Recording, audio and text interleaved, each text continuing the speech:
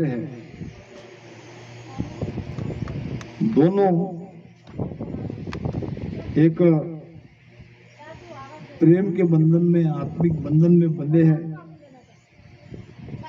और ये बंधन में रहना बहुत आवश्यक है। संसार में रहना दोनों रामसनी परिवार से, ये बहुत अच्छी बात है। अब दोनों की तो शादी हो गई, दोनों की आत्मा मिलेगी और जब आत्मा आत्मा को मिलती है तो परम आनंद की अनुभूति होती है। ऐसे ही भीतर में सबकी आत्मा ये कुंवारी बैठी है, दोनों की आत्मा कुंवारी है। जैसे आपने अपनी शादी करी है वैसे आप अपनी आत्मा की शादी करो। शादी करने का मतलब सदगुरु से भेद लेकर भजन सुमिरन करो। ज्यादा देर नहीं, थोड़ा भी भजन करते गए तो भी काम होगा। भजन करने से ज्यादा भजन समझना जरूरी है, क्योंकि हर व्यक्ति सुख के पीछे दौड़ रहा है। सुख सबको चाहिए और दुनिया बनाने वाले ने सुख के लिए ही ये दुनिया बनाई है, क्योंकि हम जहां थे वहां सुख दुख नहीं था और हमको सुख की चाहना थी। वहीं से हमको चाहना थी जब परमात्मा में हम थे। ब्रह्म जहां सुन सुख दुख नाही, लेना एक न देना काई, ता कारण यो खेल बनायो, पांच भूत कर संग हुए आयो। तो अगर हम शादी ब्याह नहीं करते हैं तो परमात्मा की आज्ञा की अवहेलना की जाएगी, उनकी मर्यादा को भंग कर दी जाएगी। हमको वो भी नहीं करना है। परमात्मा में हमें जिस स्थिति में, जिस जगह, जहां साई रखे, जहां हंस रहे, जहां भेजे तहां जावे। जहां परमात्मा ने हमको भेजा, जहां रखा, जैसा रखा वैसा हमको रहना है। मगर हमारा परम कर्तव्य जो है, इस आत्मा को उस परमात्मा में मिला देना, इस आत्मा की उस परमात्मा की साथ शादी करना, यह हमारा परम कर्तव्य है। हर व्यक्ति को ये नहीं भूलना चाहिए। ये तो एक सामाजिक बंधन है, समाज में रहने की व्यवस्था है, ये तो सबको करना ही पड़ेगा,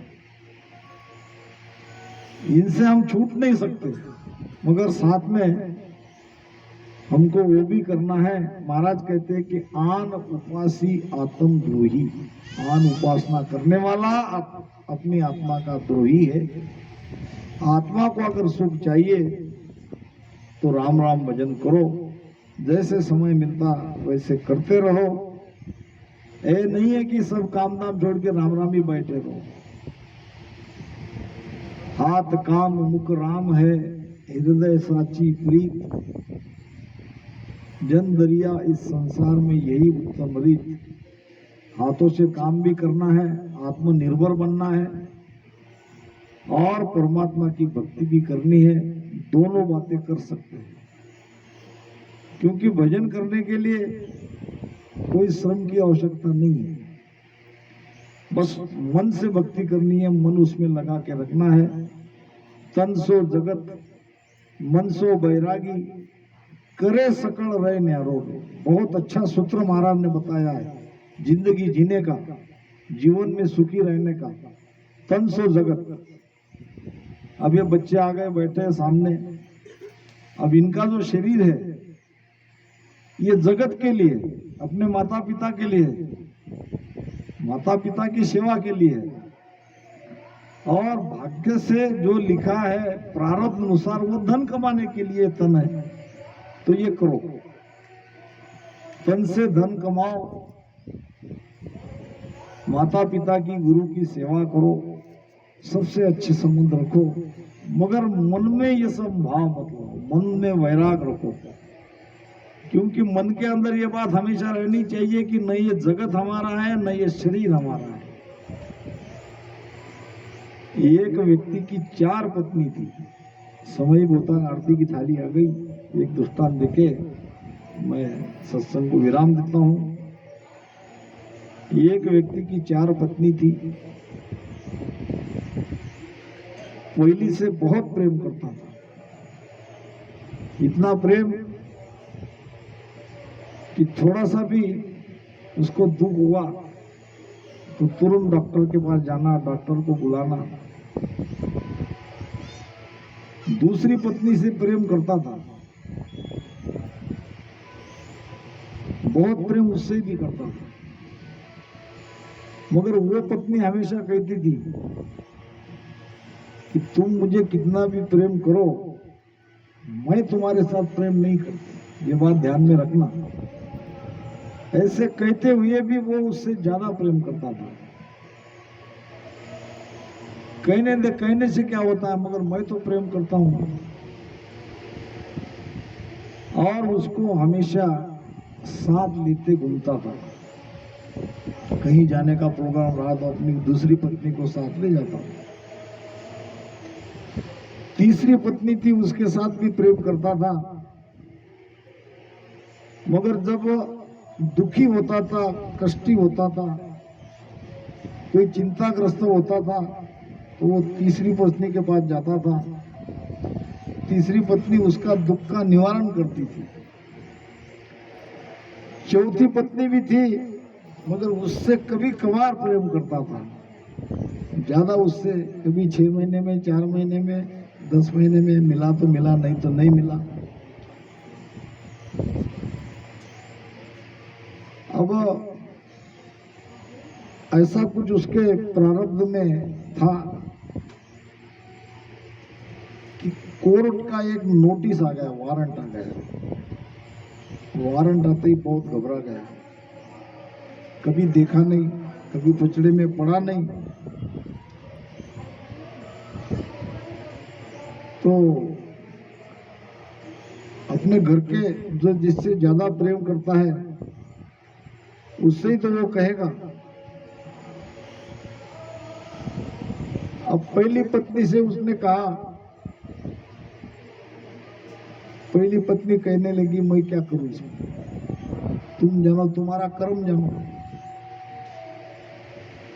इसमें तुम्हारा सहयोग मैं कुछ नहीं कर सकती। नाराज हो गया। जिसको इतना ज्यादा प्रेम किया वो कहती है कि अब ये दुख की घड़ी में मैं तुम्हारा साथ नहीं दे सकती।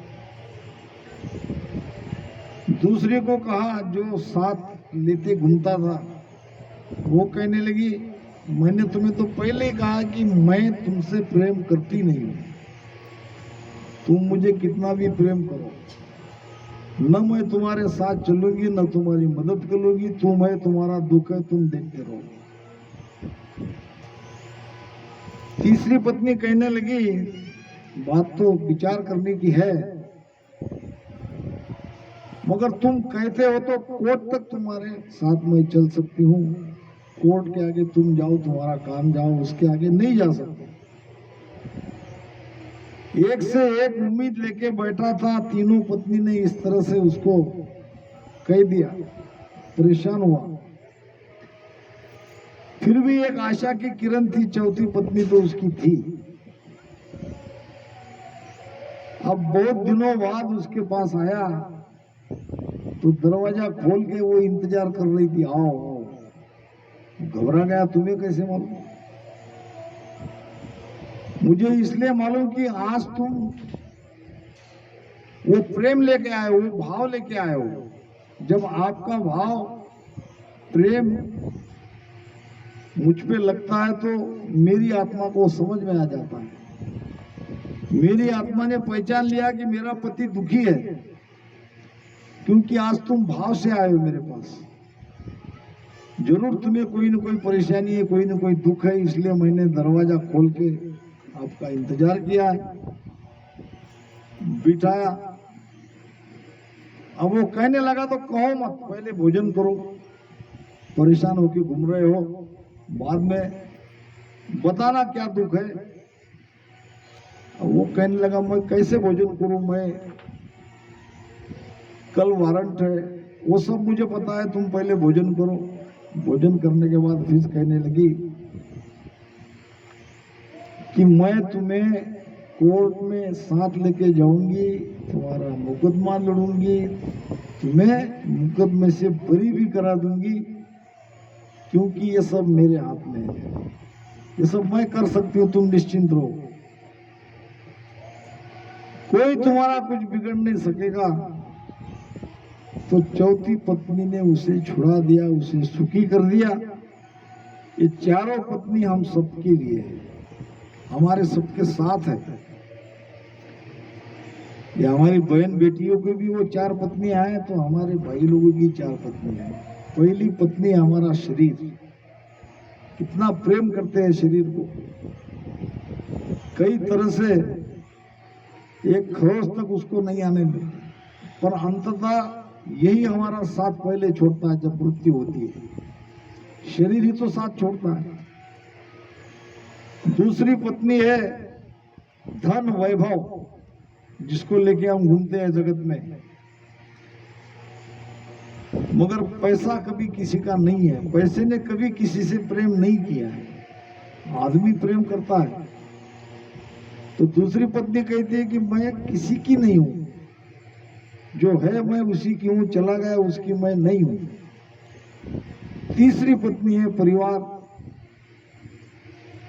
सुख दुख में साथ जरूर देते हैं, अंततः स्मशान तक, चिता जलाए तक वो साथ रहते हैं और फिर वापस चले आते हैं। आगे क्या होता है उस हंसात्मा का, इनको क्या पता। चौथी पत्नी है सत्संग सदगुरु, जो कभी कभार जाते हैं हम 10 महीने में, 4 महीने में, 6 महीने में, साल में एक आध बार, मगर इतनी सत्संग भी आपको वहां यम के फंदे से बचा सकती है। सत्संगत पल की भली करसी बहुगुण जोय, जुग जुग में सुखराम कहे शेष गुणा फल हो। ये पल भर की संगत भी व्यर्थ नहीं जाएगी। सत्संग गुणकारी है, ये गुण करेगी। तो यमराज का फंदा छुड़ाना है, कर्म से दूर होना है, कर्म को काटना है, तो सत्संग में जाओ और सत्संग में ज्ञान सुनो और भेद से सुमिरन करते रहो।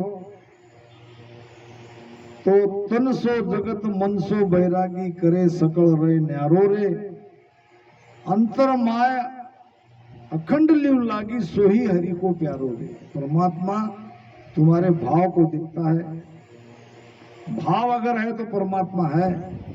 भक्ति भाव के बिना नहीं होती, भाव मिलता है सत्संग से।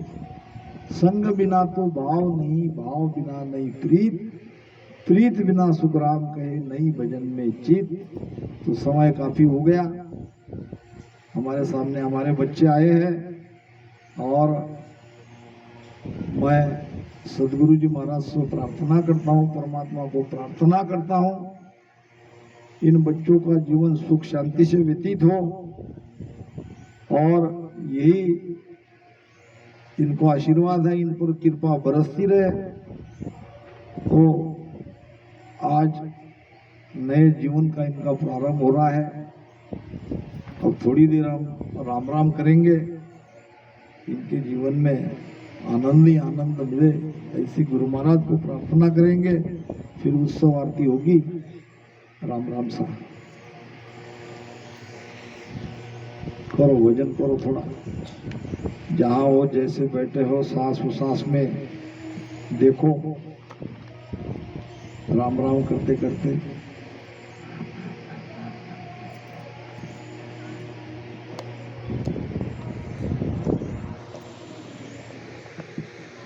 दोनों श्वास में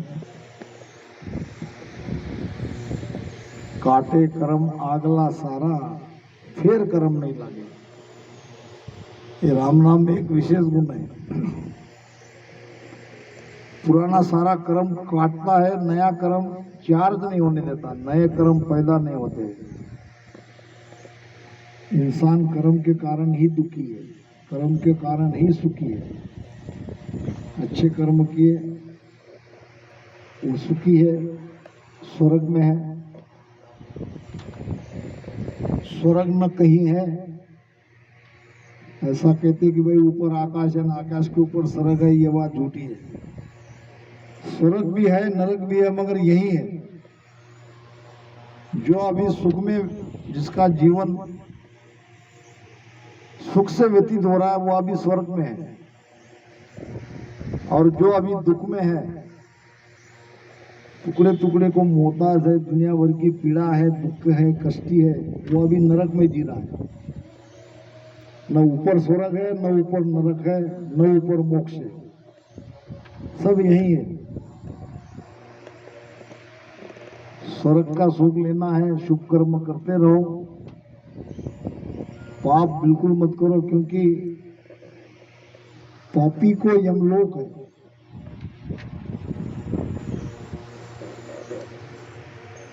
कर्मी को सुरलोक।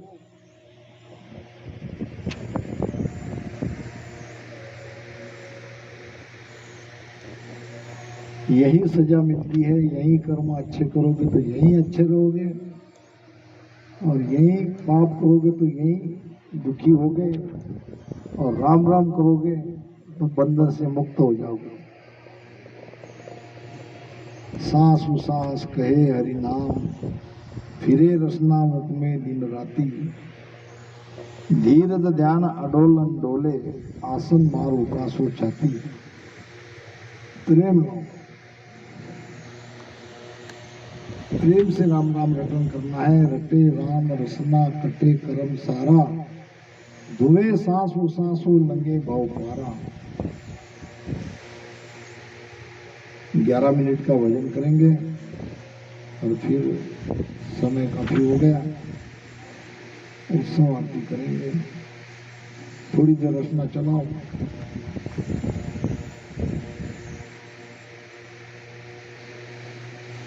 जब रचना में चिकनाहट आने लगे, गुदगुदाहट होने लगे, तो आप पर कृपा हो गई है। फिर कंठस्थान हिलेगा, रचना भी हिलेगी तो कंठ भी हिलेगा। जो नया नया भजन करता है उसके लिए कह रहा हूं,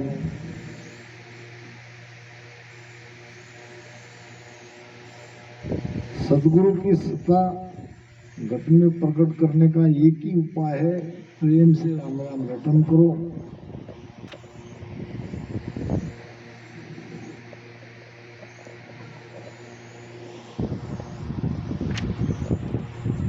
राम